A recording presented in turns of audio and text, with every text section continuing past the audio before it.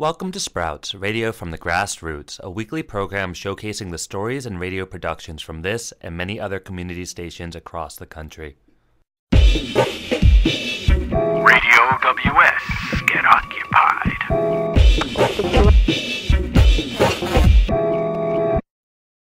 The next stop is Wall Street.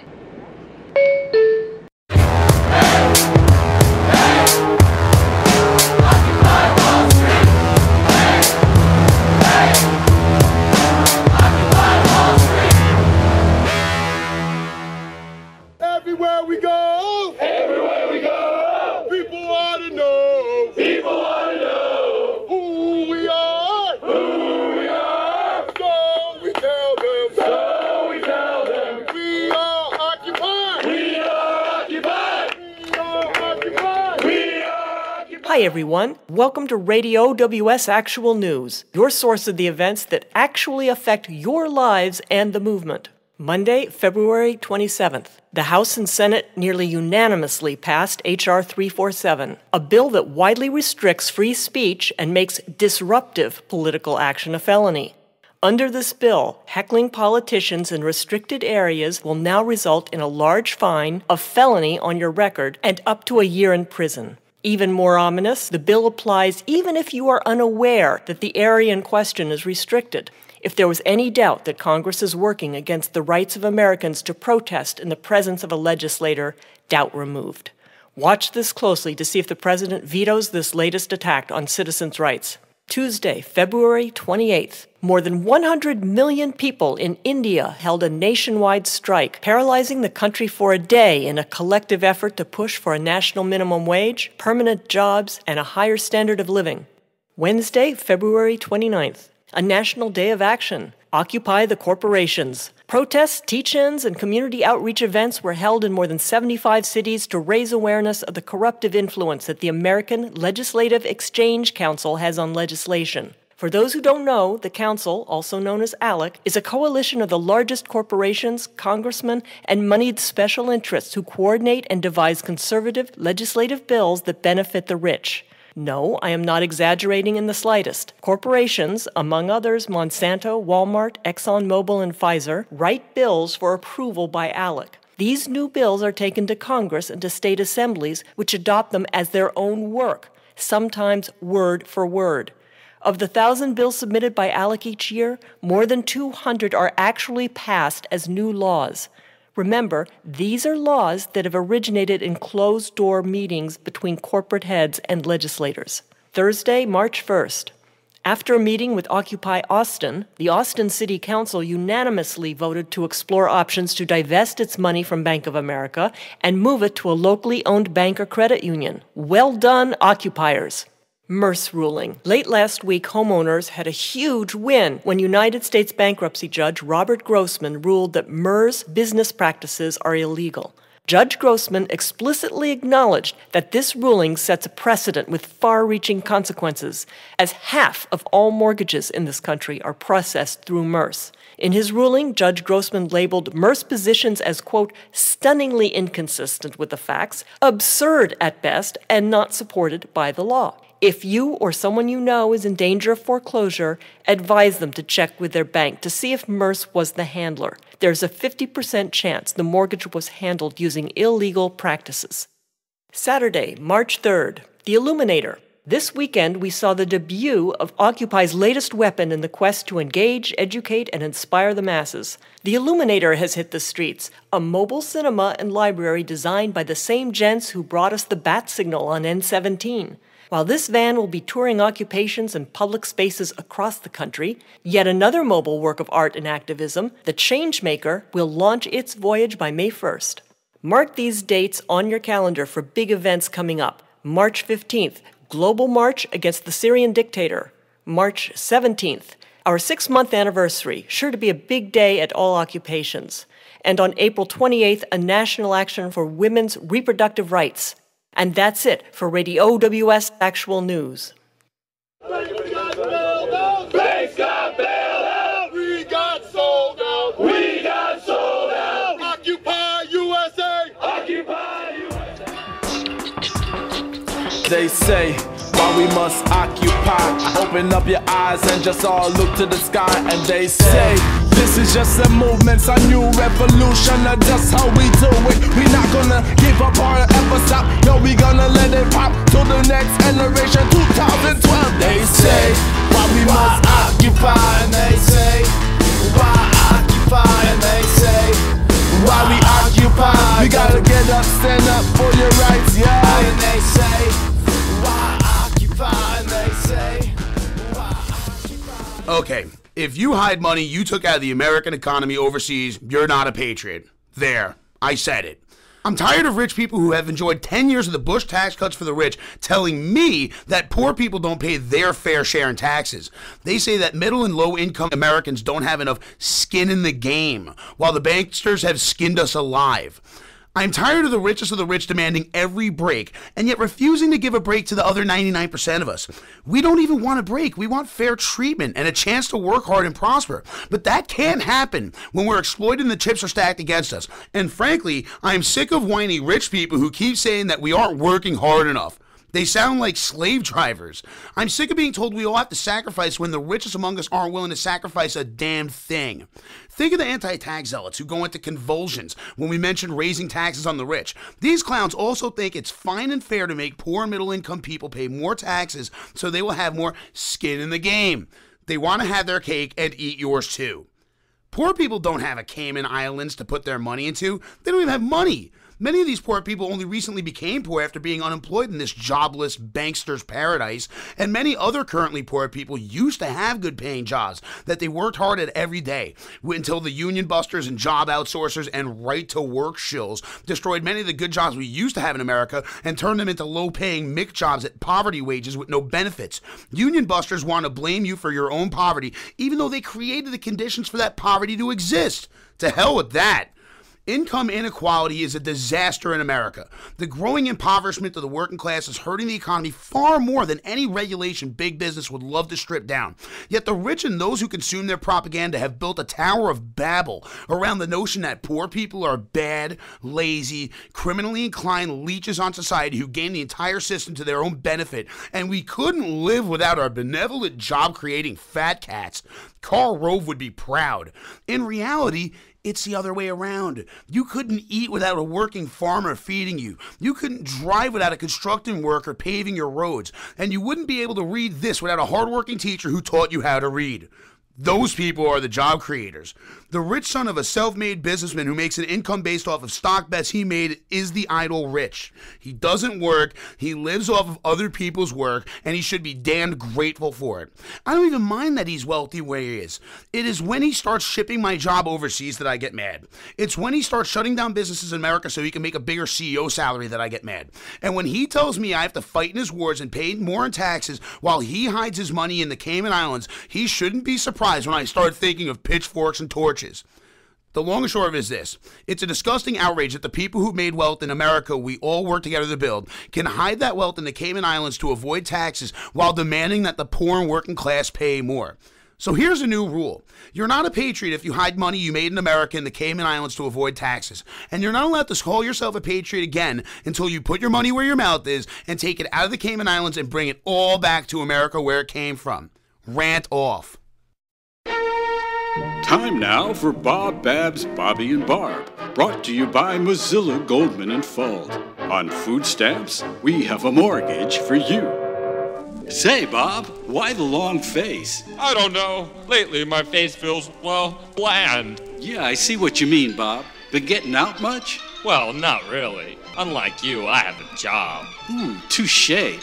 But my face feels exciting, new, refreshed. What's your secret? It's all natural spicy pepper, Bob. Really? Is that all? That's it. And what's more, it's free. Come on down with us, Bob, and occupy some Wall Street. It'll freshen up your face fast, real fast, with pepper. Real pepper sprayed right from a can. Get a buzz from the fuzz. It's a pisser for your kisser.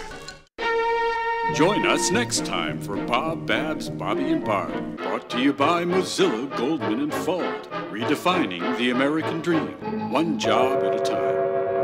They are all standing in solidarity. And they are all standing in solidarity. To protect somebody's house. to protect somebody's house in their community. In their community.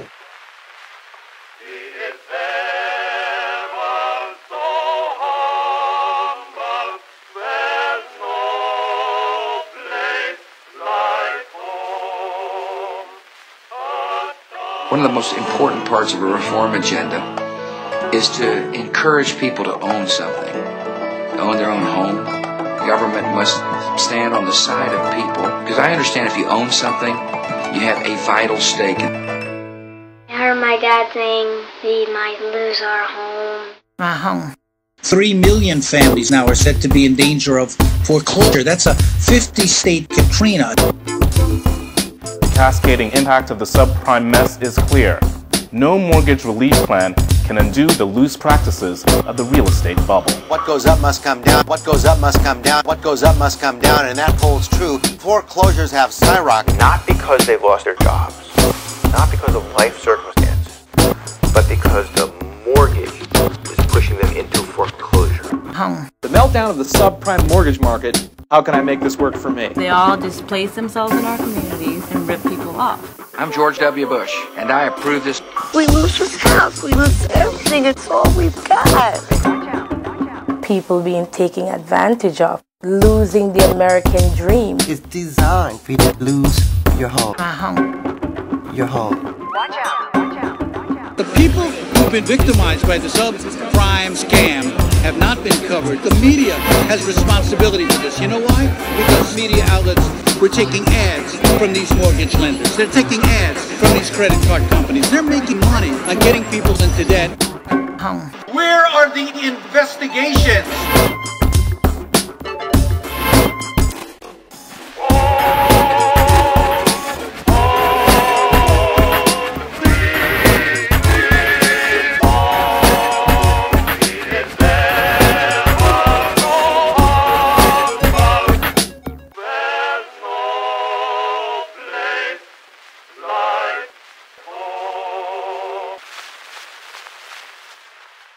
Hey, hello everybody. I'm Danny Schechter, your news dissector. 14 million people are in the category of either in or facing foreclosure in America. That's a catastrophe. These policies were quite intentional. They knew exactly what they were doing. This wasn't done, simply as a result of errors. It was a plan. And it was a plan that many industries worked together on. That's what most people don't know to this day, that the insurance industry is represented by AIG, which insured the big banks, the finance industry, of course, that invested in all of this, and also the real estate firms that went out and peddled these homes to try to attract and seduce people into buying homes they knew they couldn't afford. 14 million people are in the category of either in or facing foreclosure in America. That's a catastrophe. You know, what's ironic about all of this is that Wall Street today is one of the most highly secured area. They have surveillance cameras looking at every single person on the street. The Occupy Wall Street, that whole truck there, a whole unit that was filming 24 hours a day, every single person with cameras that could zoom in on them, actually even hear what they were saying. And that's what they did on Wall Street. Ironically, there were no cameras on the inside documenting what they were talking about and what they were doing. In other words, they're planning, they're scheming to create this crisis to benefit themselves and to cost the rest of us our whole economy. I'm very pleased to have in the studio with me Ray Lewis, a former captain of the Philadelphia Police Department, who showed up at Occupy Wall Street with his uniform and supported the occupation. And for his troubles and for his courage and his stand, he was denounced by some of the executives of the Philadelphia Police Department and arrested by the NYPD, and he's here to tell the tale. He's been very visible in standing up for the principles that he believes in.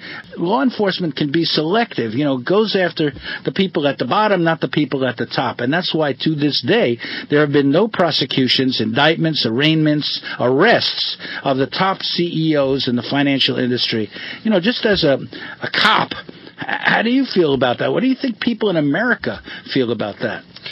Well, first of all, thanks for having me on, Danny. And I want to make sure everyone knows that I am a retired Philadelphia Police captain. I've been retired for 8 years.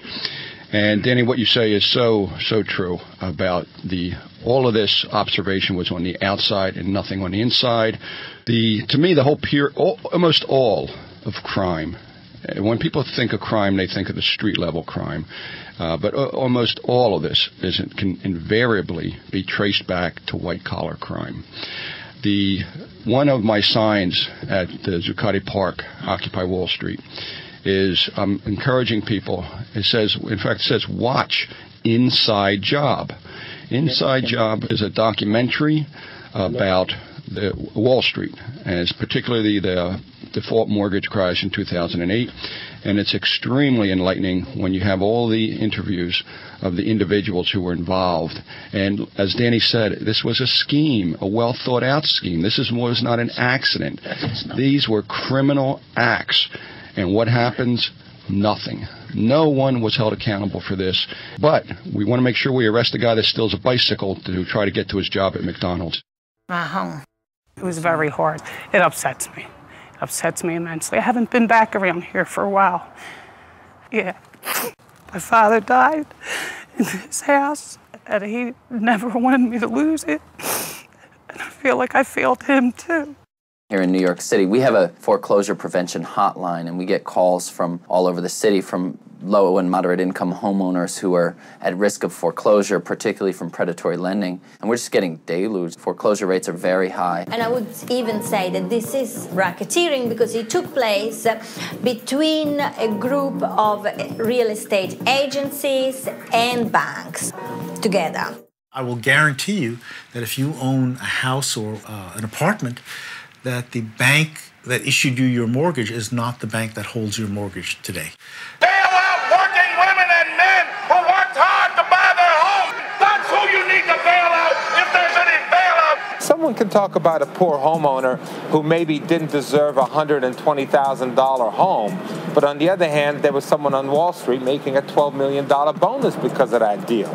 So we need to be sure that we allocate accountability properly. It's not fair to the rest of us, you know. What are we supposed to do? They can bail them out, but they can't help us. The people who are losing homes now, they could have used that money to, not to take them out of the loan, but at least to revamp the loans for them and make it easy for them to live. Wall Street doesn't do mortgage lending. What Wall Street did was package, sell, repackage, and resell mortgages, making what was a small housing bubble a gigantic housing bubble, and making what became an American financial problem very much a global financial problem. You'll see those signs all over the neighborhoods. You know, once they go into foreclosure, it becomes a matter of public record.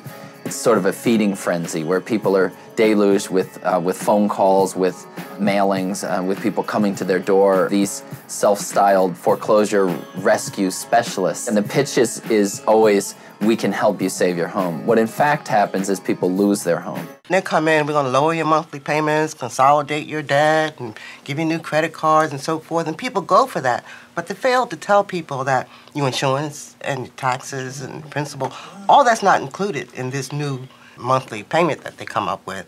And there's no way in the world that people on fixed income can afford it. It's designed for you to lose your home.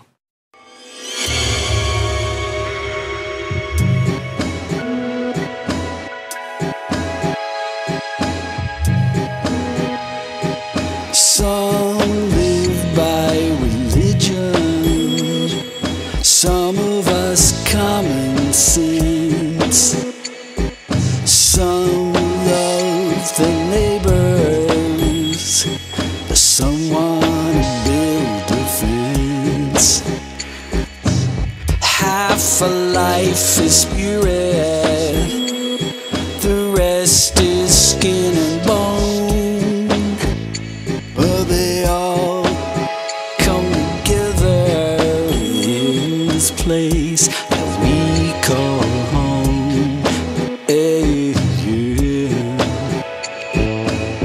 We all agree about that. Yeah. Home, home, sweet, sweet home. There's no place like home, no, no.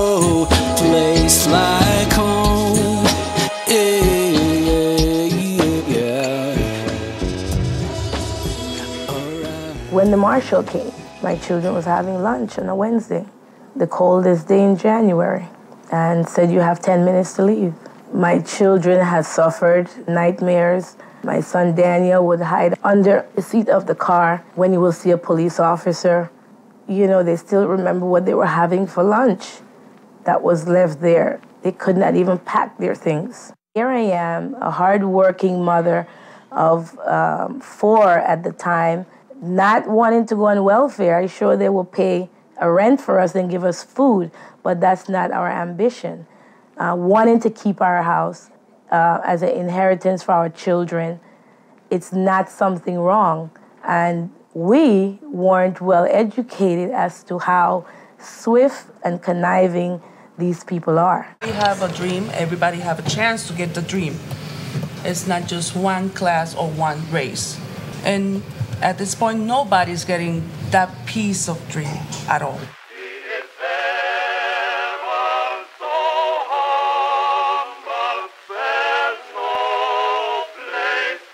I own my beautiful home, and now it's gone. And it took my house from me. Big conglomerate banks have control of Congress. And I approve this message. When I wasn't able to work, we had to get the mortgage on the house to get the siding because the house was paid for. It just got behind. And my house was sold in the auction. I don't have nothing. I don't have anything.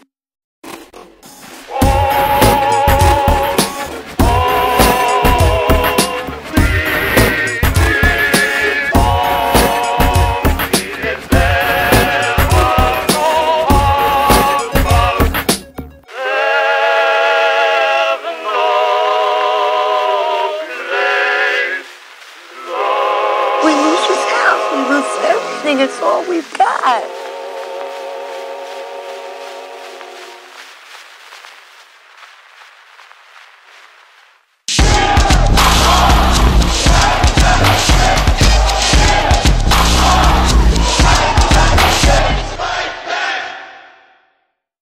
You're listening to Sprouts, radio from the grassroots, a weekly news magazine produced by this community station and many others across the country. There's nothing like Florida in the winter, right, honey? I'll say we did everything right. Worked hard, raised our kids in a beautiful home, and set up an account for our own winter, like our parents did. To secure our retirement nest egg, we chose a firm with a century of solid achievement, Mazzillo, Goldman & Fold. Not one of these flashy new go-go investment companies. Well, the long and the short of it is we lost the house to foreclosure, but we headed south before they could get the car. Now we're living in my sister's garage in Boca Raton. It's hot as the dickens in here. Thank you, Mazzillo, Goldman & Fold. Mazzillo, Goldman & Fold, making love with your money. I occupy for tolerance. Representation. Liberation. Salvation. Revolution. Individualism. Community. Special ed. Brotherhood. Peace. Equality. Freedom. Morals. Justice. The rest is gonna be history. House Republicans have a plan for America's job creators which put the nation on a fiscally sustainable path, make our tax code more competitive, help create more American-made energy, and take the burden of regulation off our job creators' backs so America can go back to work. The bullshit. The bullshit for today, the job creators. The 1%. Companies and individuals are the job creators. Taxing them, imposing regulations on their excesses, and criticizing them will make them less likely to hire people. It's time to occupy that bullshit. Job creators, another beautiful word module from the right-wing propaganda lab. We should not raise taxes on billionaires and businesses because they're the ones who do the hiring and the firing. Never make them angry or sad. Now, it's true that it's primarily businesses and wealthy people who hire workers, and it's also true that when more workers are hired, the unemployment rate goes down, although it doesn't necessarily follow that more people working will create a surge in consuming to match the good old days. Rates of consumption are also determined, probably more so, by the salaries of the workers. Now, this was well understood by a free market one-percenter named Henry Ford. He paid his workers enough so they could afford luxuries like a brand new Model T Ford. He figured that one out. The fact is that the people and institutions who hired do not do so because they're in a good mood. And it's not because they've stashed away more beans in the fridge by avoiding taxes and having safety, environmental, and anti-fraud regulations eliminated. If demand shoots up, businesses will hire people in an instant because providing goods and services to a growing consumer base is the whole point of having a business. Even if taxes were tripled and bookcases full of new regs were enacted, hiring would surge in order to meet a surging demand. If taxes and regulations were eliminated tomorrow, no new hiring would be done if demand wasn't there. Are McDonald's and Walmart going to hire new workers to stand around all day if customers aren't showing up? Are manufacturers going to hire people to assemble products if orders aren't coming in? Taxes and regulations have nothing to do with the unemployment problem. Consumers, not businesses, are the job creators. Business simply responds in a Pavlovian way to demand, whether it's up or down. Job creation was at its peak when we had a strong, thriving middle class that invented shopping as a form of entertainment and competitive sport. And taxes on businessmen and the rich were much higher back then. Bullshit flies on the wings of ignorance, and knowledge eats bullshit for lunch. Bon appetit. This is Wall Street. Something's wrong! Something's wrong! Something's wrong in America! Something's wrong!